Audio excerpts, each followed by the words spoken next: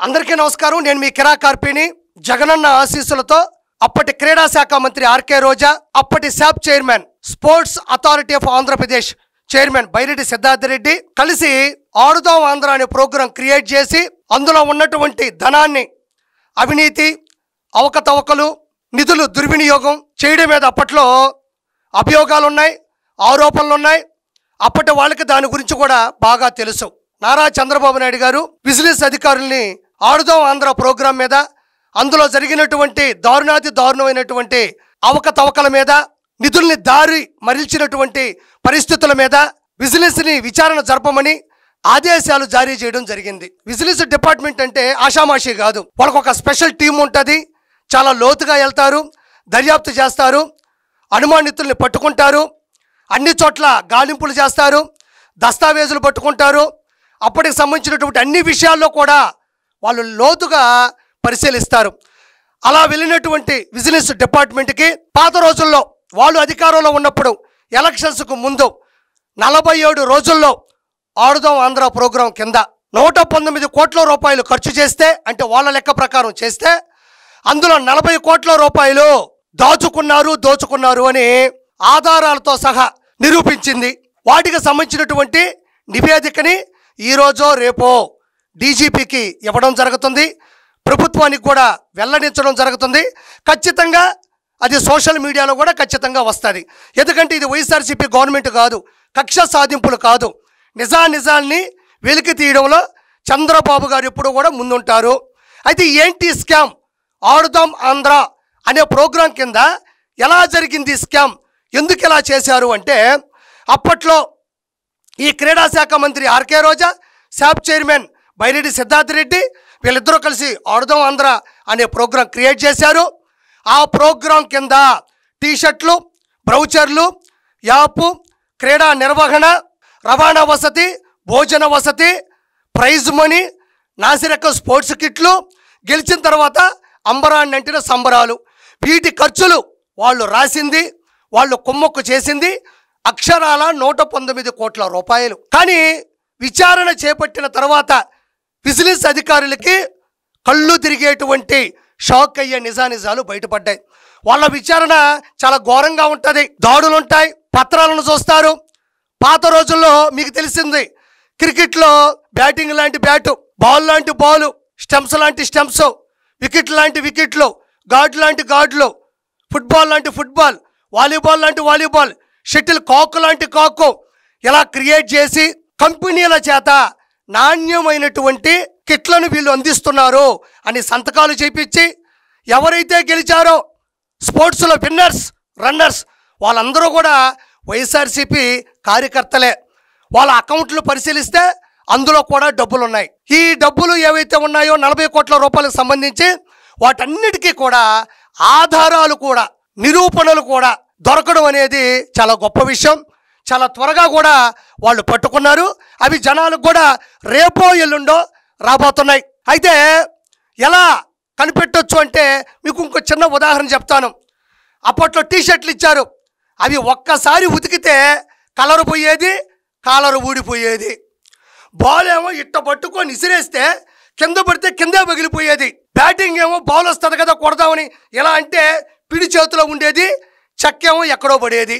ఇంకా స్టంప్స్ అంటారా, అట్ట గాలుస్తే చాలు ఎగిరి ఎట్టబోయేది కూడా తెలిసేది కాదు. వికెట్లు ఏమో కొట్టాలి, కొడితేనేమో పగిలిపోతాయి, కిందకేమో దిగవు. ఇంకా గార్డులు అంటారా, అవి ఎక్కడో పెడతారు కాబట్టి ఎప్పటికీ కనబడవు కాబట్టి మరి వాటి మీద ఎలాంటి స్కామ్ చేశారనేది ఎవరూ చెప్పలేరు. ఈ స్పోర్ట్స్ కిట్లు ఏవైతే ఉన్నాయో వాటన్నిటినీ కూడా పాత రోజుల్లో ఉండేటన్నిటినీ కూడా సముదాయించి వాటన్నిటినీ కూడా ఒక దగ్గర పెట్టి, ఇప్పుడు ప్రముఖ కంపెనీలు వీటికి ఎంత అవుతుంది, ఈ బాల్కి ఎంత ముడి సరుకు అవుతుంది, ఈ బ్యాట్ని దేంతో తయారు చేశారు, ఈ స్టంప్స్ కావచ్చు, ఈ షటిల్ కాక్ కావచ్చు, వీటన్నిటిని ఎలాంటి పరిస్థితుల మధ్యన తయారు చేశారు, అంటే వాటికి ఎలాంటి పదార్థాలు వాడారు అని చెక్ చేస్తే బయటపడిపోతాగా. ఇప్పుడు నెయ్యి ఉంది, ఒరిజినల్ నెయ్యి మనకు తెలియదా? తేనె ఉంది, ఒరిజినల్ తేనె లేకపోతే కలుషితమైందా లేకపోతే కల్తీ చేసిందో మనకు తెలిసిపోతుంది కదా. అప్పటి ఏదైతే కిట్లు ఉన్నాయో వాటన్నిటిని కూడా ఒక దగ్గర కేంద్రీకరించి వాటన్నిటిని కూడా చెక్ చేస్తే బాలు 5 రూపాయలు కూడా అవ్వదు, 500 రాస్తున్నారు. బ్యాటు 50 రూపాయలు కూడా అవ్వదు, 5000 రాస్తున్నారు. ఈ విధంగా అడ్డదిడ్డంగా ప్రైజ్ మనీలు వాళ్ళకే ఇచ్చి సంబరాలంట. అంటే వీళ్ళేదో ఐపీఎల్ టీం గెలిచిన తర్వాత పేలుస్తారు చూడు, పెద్ద పెద్ద బాంబులు, పెద్ద పెద్ద ఏదో మళ్ళీ కేకులు, కటింగులు, పెద్ద పెద్ద లైట్లు ఇలా క్రియేట్ చేసి డబ్బులు రాసేసి అడ్డదిడ్డంగా 40 కోట్లు. ఇవి మాత్రమే కాదు, జనరల్ ఫండ్స్ ఉంటాయి, కలెక్టర్ గారి సంబంధించినటువంటి మిగతా అధికారుల్లో ఉండేటువంటి నిధులు ఉంటాయి. వాటిని ఎన్ని వందల కోట్లు కూడా ఎత్తేసారన్నది కూడా రానున్న రోజుల్లో అతి భయంకరమైన నిజాలు కూడా బయటపడతా ఉన్నాయి. పోనీ వీళ్ళకి ఫుట్బాల్కి వాలీబాల్కి తేడా తెలియదు, షటిల్ కాక్ ఎట్టుంటో తెలియదు, క్రికెట్ అంటే తెలియదు, బ్యాట్తో బాల్ ఎట్టగొట్టాలో తెలియదు, అంపైరింగ్ ఎట్టుండాలో తెలియదు, అసలు ఏమీ తెలియదు. వీళ్ళందరూ కూడా కేవలం ఇది జగన్మోహన్ రెడ్డి చేసింది ఎందుకంటే ఆర్కే రోజా, బైరెడ్డి సిద్ధార్థ రెడ్డి ఆర్థికంగా బలపడాలి. రెండోది పబ్లిసిటీ. అంటే బ్యాట్ మీద అన్నబొమ్మే, కాకు మీద అన్నబొమ్మే, బాల్ మీద అన్నబొమ్మే, వికెట్ల మీద అన్నబొమ్మే, ఎంత ఉంటాయి స్టంప్స్ వాటి మీద అన్నబొమ్మే, లోపల గార్డు ఉంటుంది ఎక్కడో వాటి మీద అన్నబొమ్మే. ఎలా బొమ్మ పెట్టే అన్నకిప్పుడు బొమ్మ కనపడబోతా ఉంది. Shuttle court, football court, volleyball court అని పాపాలు చేపెట్టే ఈరోజు సుప్రీంకోర్టు, హైకోర్టు అని కోర్టు మెట్లు ఎక్కాల్సి వస్తుంది.